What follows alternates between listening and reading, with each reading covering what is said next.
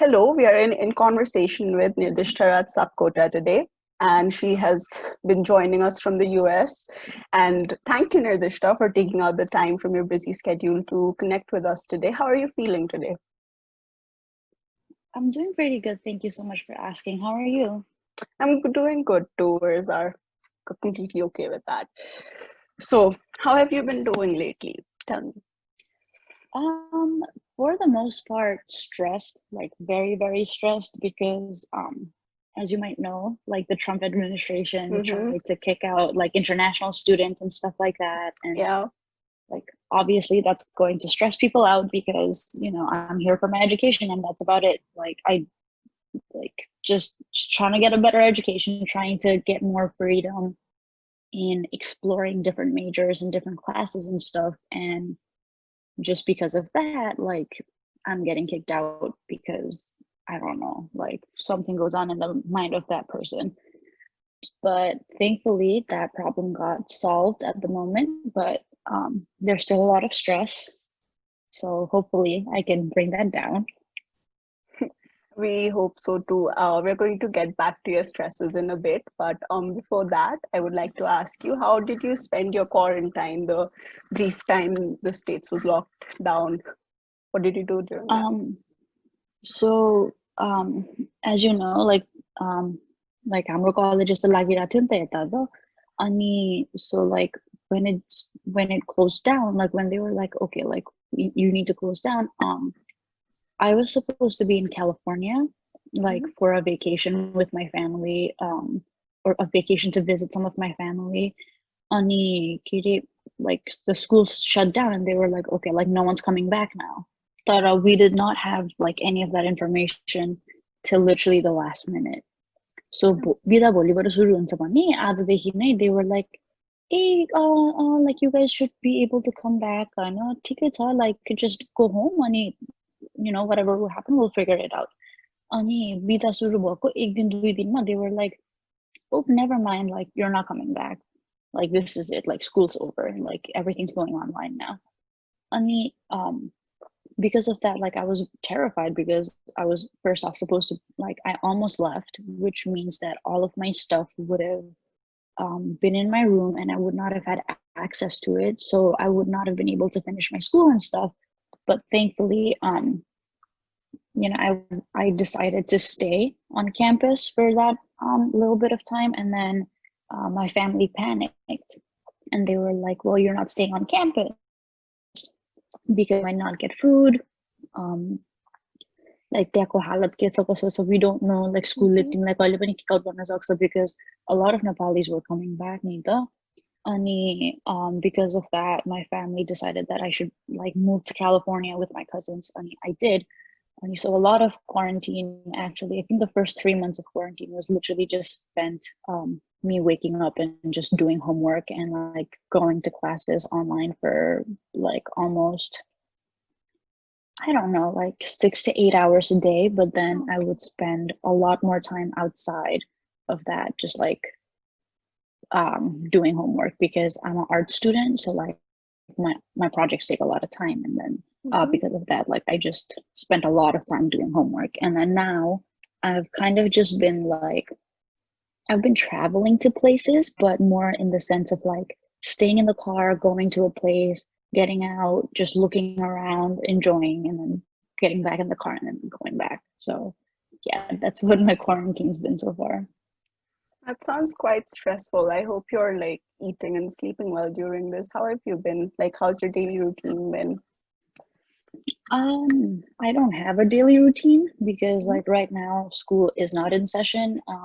So I've kind of just been, I don't know, I sleep when I want to sleep, eat when I want to eat, and then kind of just figure out what I'm going to do during the day because like I just don't know what to do. Like I could read, but then I just get so stressed out that I can't read anymore. And then so I've been going out on long walks, or like I just go, so I live very close to a lake. So I go there and then just sit by the lake because large bodies of water are calming. And then if I want, I Mhm. swim. And so, that like helps a lot. So that has been like a way for you to like relax and just unwind, it seems. Yeah, 100%. Hmm. So, how has work been for you? Like, are you working right now? Are you currently employed besides your schoolwork? How has it been? Um, so I had an internship until a week ago. Well, it's not an internship, an apprenticeship actually, until a week ago. Hmm. But I wasn't able to continue doing that because of the whole Trump situation. Of And course. so I decided that I was going to quit it because I can't focus at all. So at the moment, I am not employed or doing anything. I'm kind of just like existing Mm-hmm. and hoping for the best because, yeah, but I am like trying to get back because I was taking like an online course for free. So I've been thinking about getting back into it because I need some sort of a routine, but for the most part, I'm just like doing nothing. Okay. So you mentioned earlier that your classes aren't in session, and because of the whole COVID situation, you aren't really employed right now. So what do you think like stresses you out on a daily basis? Would you like to like list your top three stressors or something? Number one would be deportation, Oh, like 100%. mhm, Number two is like just seeing how careless people are about COVID here. Like I see maybe three people wearing a mask, and mhm. like one of those three people is usually me. And Okay. so like just seeing people around just not caring about like if they infect other people and stuff like that has been very stressful. And another thing, as you might know, is just like all the Black Lives Matter stuff that's happening here, and then all the stuff that's happening back home, Lead Lives Matter, and then people like there's satyagraha going on with Hmm. E and Pukar Bomb and stuff, and then just like the political situation in both my home countries, just being has been one of the biggest stressors, I think. Yeah. Of course. So, you are currently away from your family. How does that make you feel in this, like, the ongoing pandemic? How do you feel about that? It's been kind of like it kind of helps, but also like doesn't at the same time. It helps because I feel like my family would worry more than I would worry because they would Hmm. think that maybe just social distancing at the grocery store is not enough. But like for me, I know that like I need to go to the grocery store. I can't Of just get course. like food magically. And so with little things like that, I feel like it's better that I'm away from them. But for the most part, I've been really worried because like I have little siblings, I have like old grandparents who aren't in like the best health, who have like respiratory illnesses and stuff. So it's been like really worrying. And so I've Hmm. been like talking to them more often than usual, but like in a weird way, if that makes Hmm. sense. Just like not trying to stress them out, just being like, hey, so like I hope you're doing okay, not because of COVID. Just, I had a bad dream. Just Stuff like checking that. in. Yeah. Yeah. Yeah, but that's a good way to keep in touch with the old people, like the old people in our families, and not stress them out. I think you're doing great with that. Um, Thank you. so ever since the whole social distancing came into place, like, do you feel like your mood has been affected because of it? How have you been feeling? So I have noticed that gradually over the years I've become more of an introvert, but Mm-hmm. since quarantine started, I've realized that like I've always been a loud person. Like I love like being loud. I like being around loud music. Mm-hmm. I was like always the person that was screaming. And ever since quarantine started, I've realized that I don't like it. Like I don't like being around loud things, no loud music, nothing. Like I can't talk very loud anymore. Like I can't listen to people talking very loud. Um, and just like also if I hear people arguing, even though I know it's like just them being casually bantering with each other or just being like, just like being stupid and arguing about the most silliest things because they can, I don't like it. To me it just like adds as another stressor, Mm-hmm. and I just get more and more anxious because of it, and because I feel like something bad's going to happen, and like the world is crashing down, and like you guys are fighting, like oh my god, Yeah. everything's going to be destroyed now. So Yeah. that's mostly been like, yeah, like that's definitely how it's affected me, and like I really don't want to talk to people anymore or be around people anymore. I don't know if that's because I want to social distance or I'm just like not comfortable around other people. But yeah. Mm, that makes sense. This whole social distancing has been taking quite a toll on a lot of people all around the world. So, speaking of which, you just mentioned about the socio-political issues that have been going on in the US, and you have been keeping up to date with the socio-political issues that have been going on in Nepal. How do you think like that's, of course, it's affecting your mental health, but what ways is it affecting your mental health? Would you like to talk about that? So the biggest thing for me is I don't understand how people are not accepting of other people. Mm-hmm. Like I have never understood that. Like whether it be the caste system with like I know Dalit people are like getting murdered and like just not getting justice the way they should be. And then the same thing with black people here or just like any person of color in the US. Mm-hmm. Is it like completely baffles my mind that I've been here for 3.5 years and I understand racism better than the people that have been here all their life. Or just the fact that like there are people like who are potentially in in my social circles in Nepal and stuff who still believe in the caste system or they still believe in like what you call it on like the period thing like in the menstrual huts and how Yeah. they don't want to eat the food that like people that are menstruating are like cooking stuff like that just like stuff Mm-hmm. like that I just don't understand I guess how people cannot be open to other people Mm-hmm. maybe because I've just grown up to be very open so like that's definitely been like me trying to understand their motivation to like discriminate has been my biggest like concern with this whole thing and I just feel like because I don't understand it's making me feel like I'm stupid or like I'm just like I don't know I just feel like maybe there's something wrong with me that I can't understand these people's motivations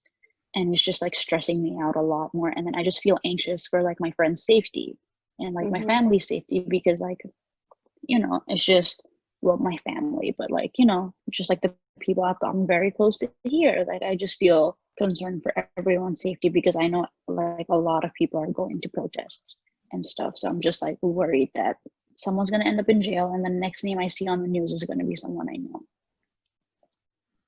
Okay, so Yeah. the main feelings that you feel that the social political issues that are taking a toll on your mental health is fear and confusion. So, and I bet like those things do hamper your day-to-day functioning as well at times. So, while talking about your day-to-day functioning, do you ever feel like you're unnecessarily plagued by negative thoughts or like negative emotions? So I've had depression at this point, I think for almost 10 years of my life, like Mm-hmm. that I know of at least. And I've always been the person who is more susceptible to being like negative. Like I was just like I'm not a very like optimistic person anyway. Like I'm very much a pessimist, and Mm-hmm. that's not because of my depression, I think. But like definitely like now I do feel like just my world just feels like it's crashing down every like 10 minutes or so. Like something or the other has always been like I just hear like the tiniest thing and I'm like okay like everything's going to shit like I'm gonna like Mm-hmm. die like something's gonna happen the world is gonna collapse just I don't know so I have been getting more and more negative thoughts obviously just because of everything and then there are a lot of things that I can't control like obviously the political situation in Mm-hmm. different parts of the world and that's definitely like been the biggest stressor is because I can't control those things so that's what's affecting me the most and that's what's making me think negatively the most. Okay, so Yeah.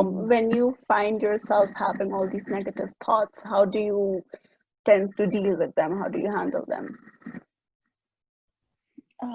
So like I mentioned before I usually go to the lake and I just like sit Mm-hmm. by the body of water or I will go swim just like play with the rocks I don't know weird stuff and Mm-hmm. as of recently I've been playing Pokemon Go a lot. Mm-hmm. So like Pokemon Go has been like a big stress reliever, even though like I am very much what 6 years late at this point or something. because it came out in 2016, right? Yeah, Oh, that's like 4 years. 4 years. Yeah, I Yes. can't do math. Yeah. So that's mostly been what's like helping me cope with everything. That's a very not very trendy, but very our generation coping mechanism. I'm proud of you. So, um, you talked about having depression previously. So, would you like to tell me about a period in your life where you felt like you hit rock bottom? Like, what would that be? I think around like after grade 10 up to grade 12 was when I personally think it was the Mm-hmm. worst, just because like there was so much going on, and then like in Nepal, like they always tell you a SLC iron gate, like Mm-hmm. just like this is what's gonna decide your whole life, and not like SLC, oh my god, and then I finished SLC and I was like, like I don't know what to do. Mm-hmm. Like all my friends seemed to have things figured out. They were going through Montana, like whatever classes they needed. I wasn't doing anything. Like I was just eating food and like doing nothing. Because of like just not knowing what I wanted to do, and then like just not knowing how to handle my so I changed two different schools before I went to Trinity for my plus two. Like my friends from both of my schools were in Trinity. So like my social circles were all merging together, and I didn't know how to handle that. And Okay. then just like I was just dealing with like a more diverse group of people, and I didn't know like how to handle so many different opinions at the same time too. So like I feel like that's where I hit like rock bottom the hardest, because I just didn't know what to do. Like I barely slept, I barely ate. I would wake up, go to class, and then I would come back and I would do nothing. And I literally had no motivation to do anything like for almost 2.5 years. It So was bad. it does sound horrible. So how are you able to come out of that situation and get yourself to where you are right now? I would say having my friends, like I kind of developed a sort of routine with some of my friends, or I just decided that like a lot of the people I considered friends were not good for me. So I just Mm-hmm. stopped talking to them. Like Mm-hmm. I was just like, okay, well, I don't like you anymore and you don't make me feel good. So bye. And I know it's really hard for people to just cut people off. I wasn't doing a great job of talking to people anyway. Like I was very much like not texting people, not talking to people, just like not staying in contact with a lot of people. And so that just like kind of helped me to slowly cut people off, because I wasn't talking to people for like 8 months at a time. Mm-hmm. And I think that was like one of the biggest ways I was able to help myself to feel better, because I was surrounding myself with people that I wanted around me. Yeah, that does seem to make a good impact. Like, yeah, that makes a lot of sense. So, previously you mentioned that you have been suffering from depression for the last 10 years. Did you like try to get help about it when you were in Nepal? I did have a family friend who was a counselor, and I did talk to her a few times to try to like understand myself better. And she definitely did help me understand the fact that I had depression or that I had anger issues back then. Mm-hmm. And just like, there were things that were outside my control that were affecting me. But I think for the most part, it was just like me talking to my friends, or like writing about things that were happening around me and realizing how they were affecting me, more than like me getting help like in Nepal. Mm-hmm. So, what do you think? Like, what's the current scenario of like mental health professionals or getting mental health in Nepal? What's your view on it? I think still like a lot of people feel like you're crazy if you say you want to go to like a psychiatrist or like Mm-hmm. just to a counselor, because you feel like you need to talk to someone about your issues.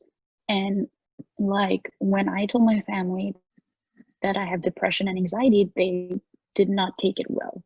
And the thing is, they've like they know what mental health issues are. Like they've been aware about those things, but they still didn't take it well because to them it was still kind of something that happened to other people and not to their child. And so I just feel like people still believe, it's something like your mental health issues are something that if you just like make your heart stronger or your mind stronger, why Mm-hmm. not तिमीले आफूले आफूलाई अलिक कडा बनायो भने तिमी ठीक भइहाल्छ नि. Like that's not how easy it is. Like I feel like that's one of the biggest things people don't expect, and I feel like a lot of people just don't know still. Like they say mental health, whole mental health. Koi celebrity, if like like with Sushant Singh, like when he committed suicide, everyone was like, "Oh my God, mental health, mental health." But like, how much of it do you really understand? And so I feel like there's definitely a lack of awareness. Just people thinking mental health equals you being crazy immediately. I guess just like a lack of awareness also on the different types of mental health. It's not just depression and then dementia. Like there's a Yeah, whole range of other things in the middle. yeah, So yeah, I feel awareness is the biggest thing I think. yeah. So, what do you think about the statement? It's okay to not be okay sometimes. What do you feel about that?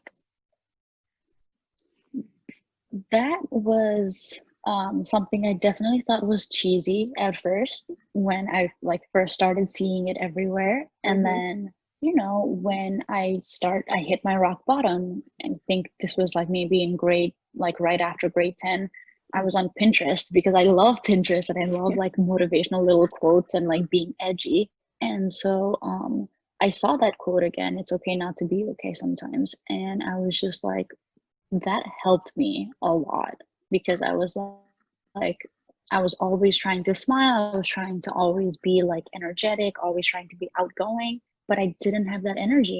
And that quote just kind of told me that it was okay that I didn't want to smile every day or that I didn't want to talk to people every day. It was fine.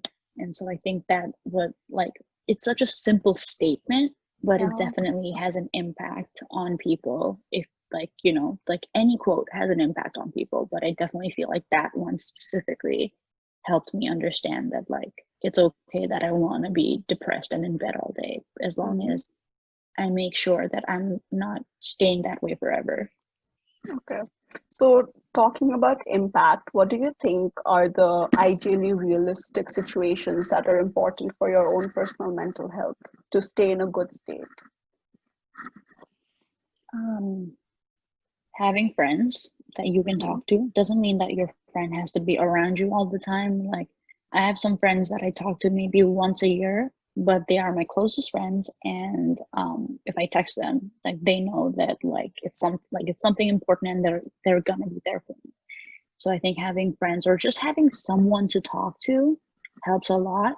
And I think having like an older person, like significantly older, not just someone who's like 5 years older than you, like someone who's like maybe 10, 20, maybe 30 years older than you, Mm-hmm. who you can talk to helps a lot. Like I have a professor here, um, and anytime something happens, I just go to her and I just like start like talking and talking and talking about what's happening, and she just makes everything better, just literally because I know she's an adult and she's listening to me and she tells me that how I'm feeling is okay, and that helps me a lot. So I think just like having some sort of a support system helps, but also I feel like the biggest thing is for you to know that it's okay to be alone with yourself. Like just because you're alone doesn't mean you're lonely, Yeah. and to kind of accept that finally and to learn how to be with yourself and how to spend time with yourself is one of the biggest things on feeling better, I think, because a lot of like mental health illnesses stem from loneliness in my opinion. So yeah. So, we're coming towards the end of this conversation, and I just have the one last question that I'd like to ask you. What are like some healthy mental health habits that you'd like to give, like maybe like tips that you'd like to give to our viewers right now? One thing I've been doing, I think, for the past year is so I have a bullet journal, which is like a journal, but I write everything in bullet points because it's Mm-hmm. easier and it's faster. Yeah. So one thing I've been doing is at the start of every month, I have two pages. Like one page is good things and the other page is bad things. Very creative titles, I know. Mm-hmm. But I just have like, so every day, whenever something good happens, I write it down. And then if there is something bad that happens, I write that down too. So I write something for every month, like every day of the month, and that just really helps me understand. Like when I go back, I'm like, oh, like these things, they still make me happy. But when I look at the bad things, I'm like, oh, I was so stupid to let like my ice cream falling upset me for a whole day. Yeah. And then yeah, like another thing I do is also for my bullet journal is, so I have a mood tracker. So like for every day of the month, like I just draw something like a square box or like something to match the theme that I've going on. And then I color it in the color that I felt for most of the day. So like red is angry and black is like sad or depressed, and then yellow is happy. So Mm-hmm. I'll usually color it in like that, and then just like, at the end of the month again, I look at it and I feel like it helps me understand my mental health better. So I Yeah. try more to have like good days rather than bad days. That's quite an helpful tip. I hope like some of our viewers can get help from that tip because it does sound very organized. Anyway, since that we've come to the end of this conversation, I would just like to say that thank you very much for connecting with us and sharing all your experiences. And I'd also like to say that yes, it's okay not to be okay sometimes, and you're doing great. I'm like really grateful that you were able to connect with us right now. Yeah, thank you so much for inviting me. Like, I really hope some of the stuff I said was helpful to people. If it Yeah, wasn't, I'm of course. sorry. Like, connect with me somewhere else and we'll talk. But yeah, thank you so much for having me. You're welcome. I'm sure like a lot of our viewers are going to be able to relate with I hope so. you. Yeah. Bye. Bye.